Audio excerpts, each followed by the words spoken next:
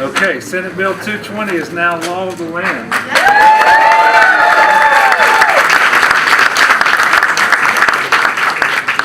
This is a historical day in the criminal justice system for Louisiana, and as the governor talked about and I talked about, this package is the most historic package in our state's history as far as criminal justice reform is concerned.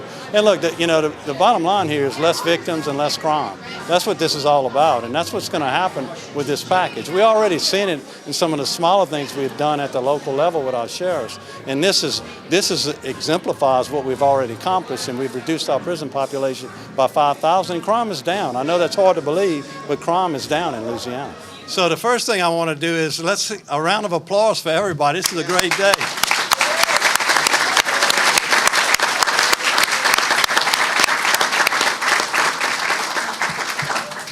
And I think the order is, and FLOZELL is going to come up after me. I have a few prepared remarks here I want to share with everyone. First, it's truly an honor to be here today and to be a part of this historic day in our criminal justice system for Louisiana. I have worked in corrections for over 40 years. Never have I seen the amount of bipartisan cooperation around reform as I did this session. And I have to say personally, it's been a real pleasure to work with everyone, even those that weren't for the system, even those that weren't promoting this. It was good dialogue throughout, and it was a friendly dialogue, and I appreciate being a part of that. Again, I have to never.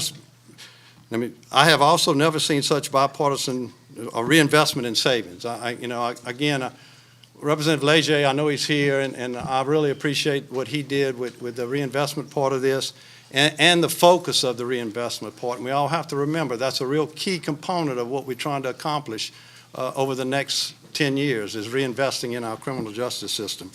And I'm excited about that.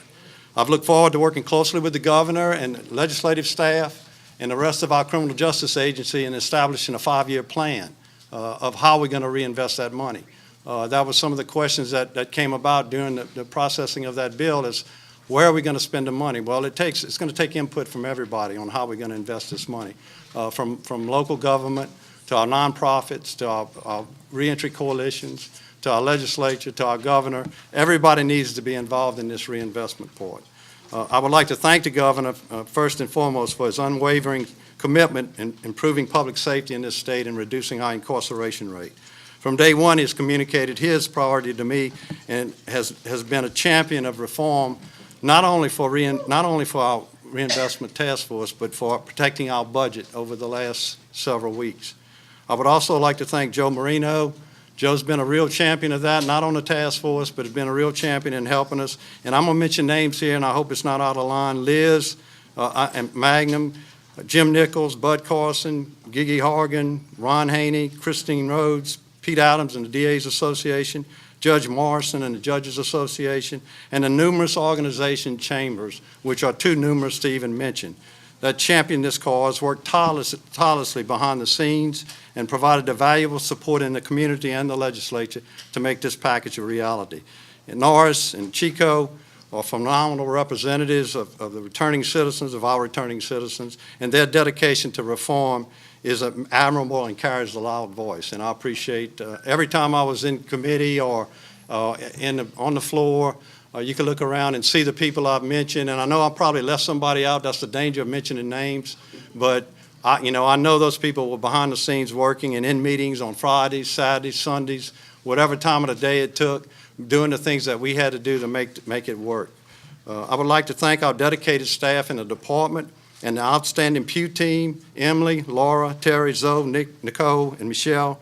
Trust me when I say that there is absolutely no way we could have accomplished this without their research and in-depth data mining.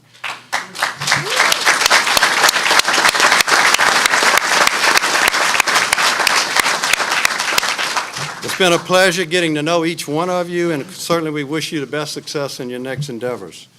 Lastly, and to the Criminal Justice Task Force members, I'm honored to have shared this brief moment in our state's history with you. I truly believe that the work we did over the past year will positively impact generations to come and enhance public safety in Louisiana. That reality alone makes all the hard work worth it. I look forward to this next chapter, and we talked a little bit about that to some of the group here earlier, that, the real work now begins. And we have to remember that. We can't go through this process and then let it lay. There's a lot of work ahead of us, and I look forward to that next chapter, which now begins, and we move forward with developing policy within our department, working with state and criminal justice agency, and implementing the legislative changes. And again, I want to reemphasize the investment part of this, how important it is that we focus in on that and reinvesting in our communities and in this criminal justice system. It's a key component of what we're trying to do. And to the legislature, I can't tell you how much I appreciate the guys that are not on the task force but been a part of that. Senator Lario, you did a great job for us in leading that, and we appreciate your taking part in this and carrying the bills. And Senator Martini, 139 and 220 were a very important part of this process, and I appreciate that very much. With that, FLOZELL, I'm going to kind of ask you to come up next, if you will. Last year, I decided one of the things that would guide my way of thinking about this work and all of the other things that I get to partner with all of you on is this notion of joy and justice, that all of Louisiana's people would get to experience and have joy in their lives and justice by way of experience. And I cannot tell you how excited I am to be here, to be a part of this amazing team of people, representing the amazing team of people out in our communities, to celebrate, this is a celebration, joy and justice in this work. I have been around and near the halls of this Capitol for nearly 20 years now. I know I don't look that old. I'm not sure I've seen more impactful legislation passed, right? I think back on the Children's Health Insurance Program in the late 90s. There have been some other things those of you with more experience than I could probably point to. But this is amazing. A way has been made for us to impact thousands of people's lives and to change generations of injustice, and quite frankly, what we learned has been dangerous behavior. And so there is much to celebrate. I am going to pick up where the Secretary left off and make sure to thank some people, because I want to be brief, but this is really important. First and foremost, the men and women on the battleground, both incarcerated people across Louisiana's prisons and jails, their friends and loved ones who have been in touch with us to make sure we understood how important this work was. I want to give a special thank you to the Made Men Gavel Club at Raymond Laborde. I don't know, Secretary, if you knew, they sent the most beautiful letters of hope and aspiration, talking about their own transformation and reminding us about their humanity. Of course, Nora Sanderson and the incredible VOTE team, Will and John, and all of the dozens and hundreds of folks with Louisianans for Prison Alternatives, and the many hundreds and thousands of advocates, community leaders, the amazing faith community, nonprofit leaders, my partners in the Greater New Orleans Funders Network, and the many other funders who stood up in this space to make sure that we could get this work done, and of course, private, civic, and business leaders who showed up in ways that we had never seen before to help us move this work. All of us putting our shoulders to the boulder, if you will, to move this incredibly difficult work up what was a very steep hill. I don't have words nor time adequate to express the collective gratitude that you deserve for keeping this fire lit brightly on these important issues. Of course, thank you to Governor John Bell Edwards for trusting me to represent his interest and for his affection for all of Louisiana's people, especially showing,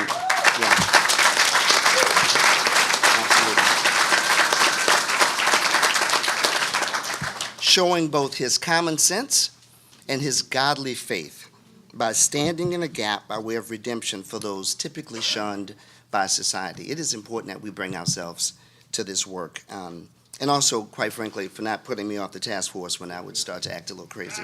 I also want to thank the governor for the ever-talented Aaron Monroe Wesley, and a good friend to Louisiana's people, and maybe the most talented young man I've met in a generation, Carlton Miller, who has been incredible in this work. Naturally, and the Secretary said this, I want to reemphasize this, the work of this task force, it was incredible. It was more than 9 months of deep work. I am in particular Gratitude goes out to what I think is our MVP, Walt Leger, who just stood in the gap in spaces and moved things that made sense. And of course, to Secretary LeBlanc, Representative Terry Landry, Sheriff Mike Kaz, the Chief Justice's amazing proxy, Alana Hebert, and my new and good friend Gigi Harden. I'm not sure if he's in the room. We worked together on the budget subcommittee. Those were tough conversations, and we were able to get through them and do some amazing work. Of course, as has been mentioned, the world-class Pew Research Center has been incredible in this work. I have never served with a better set of leaders, and of course, saving maybe the best for last, legislative leadership, and how you showed up in this work. I am reminded, as President Lincoln was known to have said, nearly all men can stand adversity, but if you want to test a man's character, give him power. And you used your power to move this work. You were the only ones that could do it.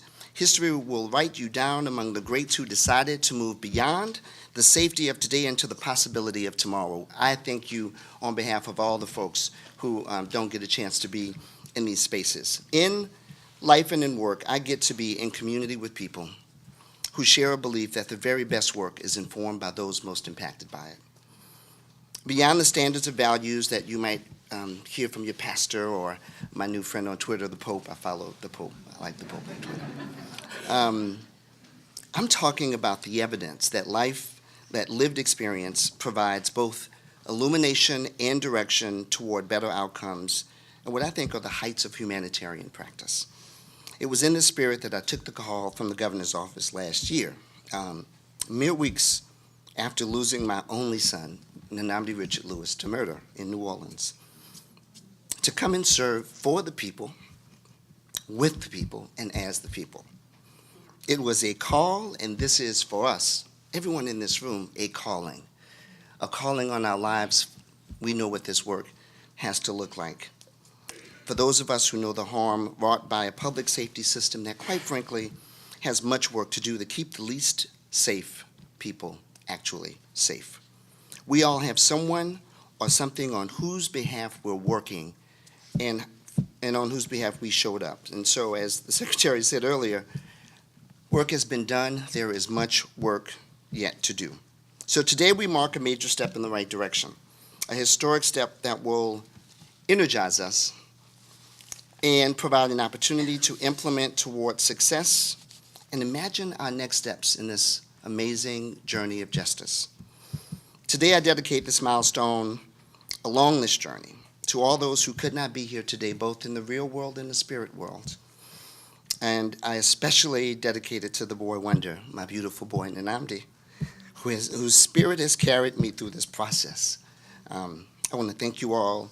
And as I said earlier, I want to wish joy and justice on everything that you love. Take care. Thank all of you for being here, except for the person who had me follow FLOZELL. We've got to talk. Look, I'm going to deliver some comments and sign some bills, but this truly is a celebration of something that is big, that's important for our state, and we're going to have a reception following this. And I don't want anybody to leave without knowing that there is a reception here immediately following this bill signing ceremony.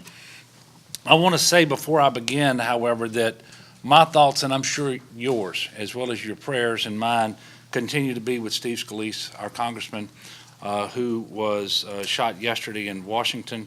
And I know that his family appreciates the support and the prayers as well. And I ask that you would continue to pray for him and his family, but also for our country.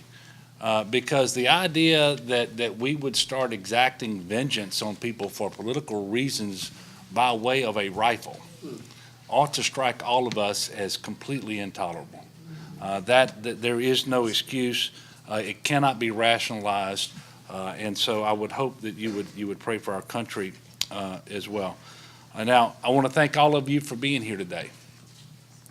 And one thing that should give everyone here and everyone in the state hope is that we brought together a broad, powerful, bipartisan coalition of legislators to do something really big for the state of Louisiana, proving that it can still be done in 2017. We actually have Democrats, Republicans, and an independent as our 9 bill authors in the legislature.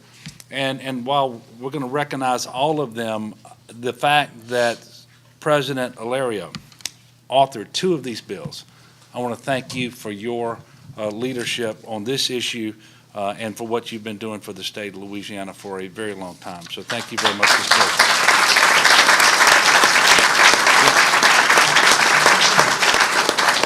You know, I suspect that all of these legislators who authored these bills had people tell them, are you sure you want to do that? We believe you're right. We think it's important. It would move our state forward, but are you sure you want to do that, given the risk associated with it? Well, that's what leadership is about. You've got to do the things that are hard. If you're only going to name highways and prestige license plates, I mean, let somebody else run for the office. And I'm going to sign those bills too. Y'all don't... But I remember when I was running for office and for this office, and it didn't matter where I was in the state or which group I was talking to, whether it was all white, all black, Republican, Democrat, or mixture, it didn't matter. I always mentioned this issue, that at the end of my first term, we will not have the highest incarceration rate in the United States. And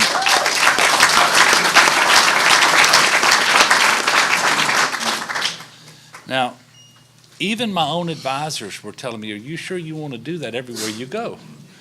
And I said, if I don't tell them what I'm going to do, how do you create a mandate for the change that you seek? You know, so it was always important to me, and I'm so happy to be here today to sign these bills. All the people in this room, not just the legislators, rejected the notion that we needed to just play it safe, that we needed to not deviate from that mindset that had guided our policy with respect to criminal justice for 4 decades. We knew we needed to be bold and think big and get smart on crime. And by the way, bold does not mean risky. It just means refusing to do something you've been doing just because you've been doing it, but really opening your eyes to see the system as it is and see what's happening in other southern conservative states, which several years ago started moving away from these policies that we now too have broken from. Leading experts in our state looked hard at our criminal justice system. There has never been a review of our criminal justice system like we went through with this task force. What we found out was we imprison more people than any other state. We send more people to prison for drug possession than any other crime. Enormous numbers of people with addiction and mental health issues have landed in jails and prisons without the services that they need to address the underlying causes of their behavior. 1 in 3 people released come right back to prison within a few years. They cycle in and out, and as Sheriff Weber said, and I'll never forget this, they serve a life sentence 6 months at a time. As large as our prison system is, we place twice as many people under correctional control in the community as we do in our prisons. And our probation officers have too many people to supervise. Too many crime victims say the system is inaccessible. And too many victims and defendants say it doesn't feel like justice. As I sign these justice reinvestment bills today, let us remember that this is the day that we chose to build something better. These bills give people an alternative to prison. They reduce penalties for thousands of people who break the law in nonviolent ways and focus prison beds on more serious crimes. They eliminate mandatory minimum prison terms for low-level drug and property crimes. They redirect dollars saved into programs that stop the cycle in and out of prison. And by the way, the best thing we can do for crime victims is not create more crime victims needlessly. 95% of the people in our jails and our prison are going to get out. If we're not offering them the medical services they need, the mental health services that they need, the addiction disorder services they need, we make it much more likely that they get out only to reoffend. And every time they reoffend, we create a new victim of crime.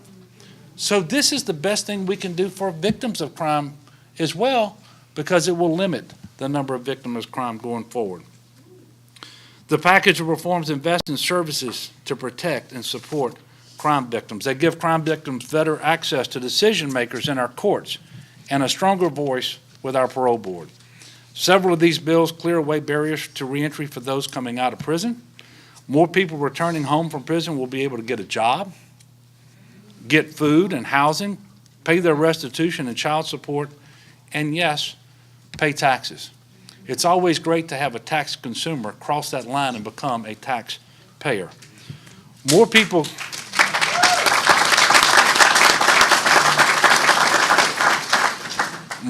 getting out will have the resources they need to stay out for the long term. I'm signing these bills into law because a broken justice system leads to more crime, not less. It leads to injustices for individuals and whole communities, and ultimately to people losing faith in our system altogether. But today we begin building the system we want rather than continuing to settle for the system that we have. To get here, groups who approach crime and justice from very different perspectives had to listen to one another. And by the way, there are an awful lot of meetings that happen, especially around the legislative process. There's a lot of talking going on and very little listening. Had that been the case in this situation, we would not have been successful. These people sat, they engaged, they listened to one another, and assumed that people who sat down with an opposite viewpoint were nevertheless in good faith. What an example that is setting for all of us as we try to tackle all of the challenges before us in the state of Louisiana.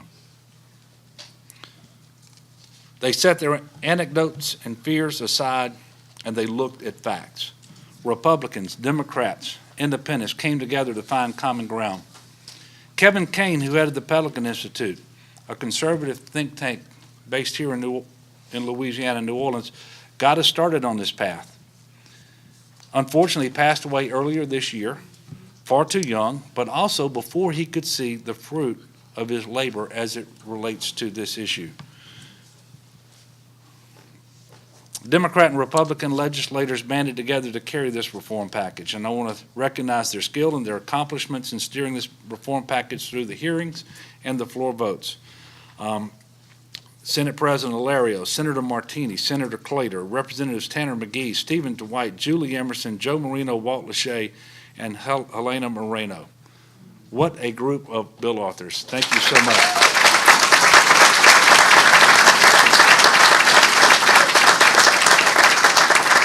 And I want to thank the Legislative Black Caucus, who made the case that criminal justice reform in Louisiana is the civil rights fight of our day. I'm so grateful to stand with you.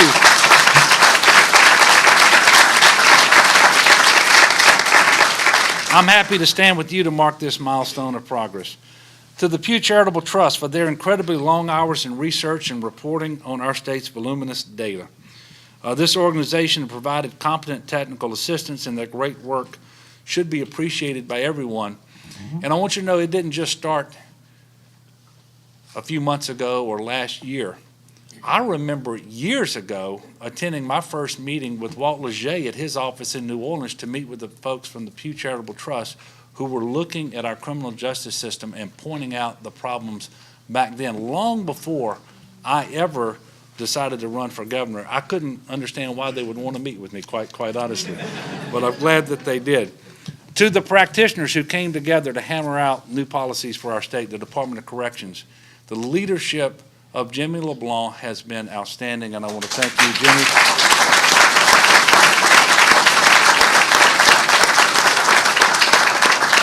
Ably assisted by many, I'm sure, but I know Natalie, at least, did a great job. Where's Natalie? Thank you, Natalie.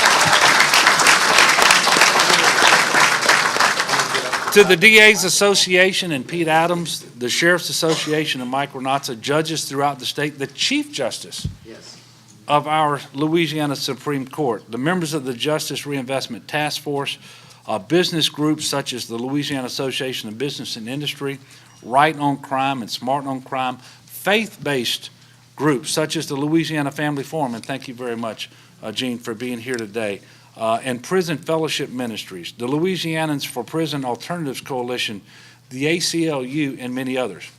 Now stop for just a second And in your mind, think about that group that I just read off. A broader, more powerful coalition would be impossible to put together. But it happened on this issue. Thank you for that.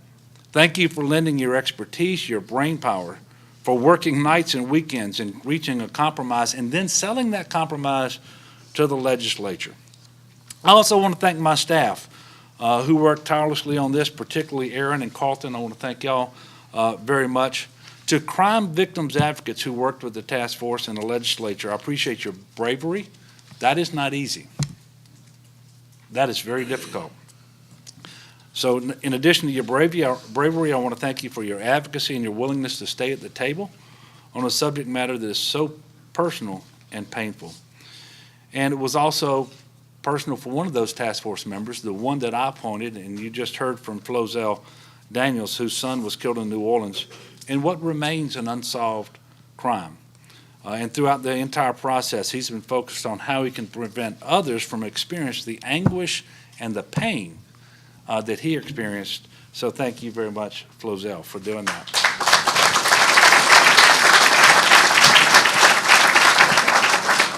To the thousands of community members and families of incarcerated people who called and emailed me, members of the legislature, who filled up our overflow rooms at public hearings, who came to town halls and rallies and demanded to be heard.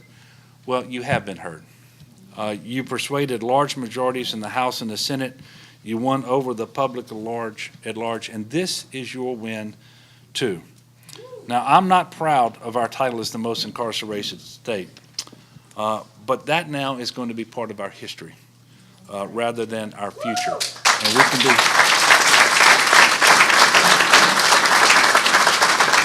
I think it was Representative McGee the other day who said it's a new day. On this issue, it is a new day. But you know, like I speak to graduation classes, those are called commencements because those are really beginnings. And those graduates, they're sitting there thinking they've finished, that they just did everything they needed to do. This truly is the beginning. And the most important thing we can do going forward is safeguard the reinvestment component of this package. Yesterday, before I ever get a chance to sign these bills, there was a run to raid the savings that we anticipate from criminal justice reform. And this year, as difficult as the budget was, it is nothing like we're going to face next year, given that fiscal cliff. So I am personally appealing to everyone in this room and everyone who can hear me when I say this. I need your assistance next year working with the legislature to hold our feet to the fire and make us reinvest the savings in our correction system and not use it.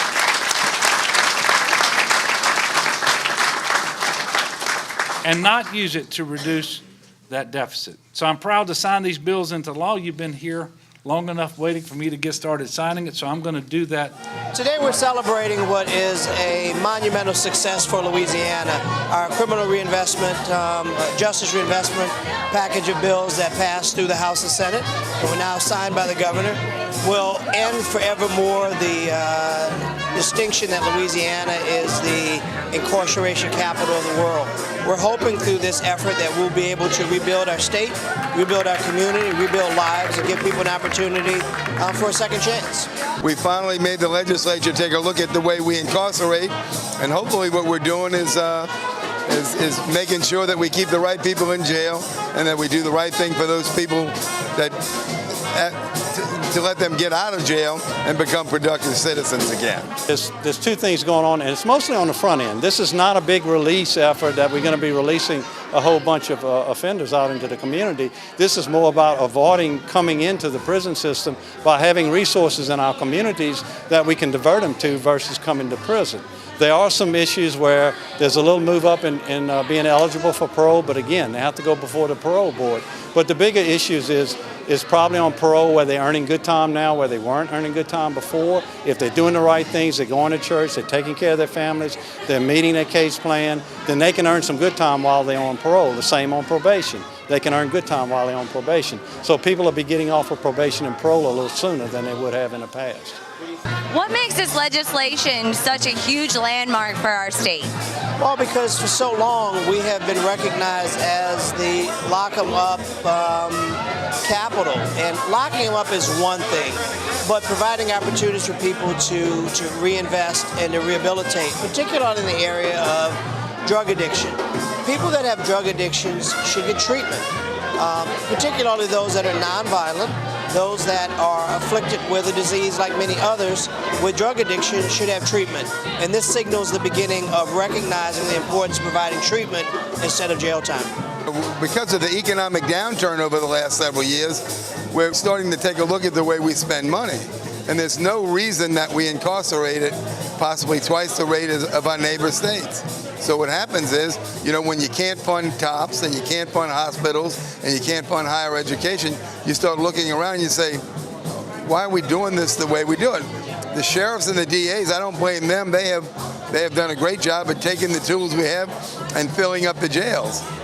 Unfortunately, there's some people that could be subject to other alternative ways of incarceration that I think would be more beneficial and more cost-saving. As far as the general public is concerned, I don't know that there'll be a big notice of things of what's happening. What they'll notice maybe is that we're going to have resources in our communities. This is where the water hits the wheel in an investment package, and you heard a little bit about that from the governor on how important that part is, that we have to reinvest. The reinvestment part of this is important, even though that's not figured in the savings, but that savings is going to be on top of the current projected $186 million over 10 years for our department.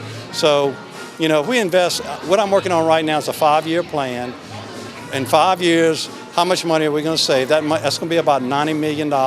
What do we want our criminal justice system to look like with a $90 million investment? And that's the plan I'm working on with the governor, his staff, the judges, the DAs, and the sheriffs. Where should we be with $90 million? And that's an investment. This was a very big collective effort. The Republicans and Democrats, sheriffs, law enforcement, activists, and affected party stakeholders who've been a part of this. So the success is a sweet one because so many people from varying backgrounds came together to come up with a solution that has benefit for everyone.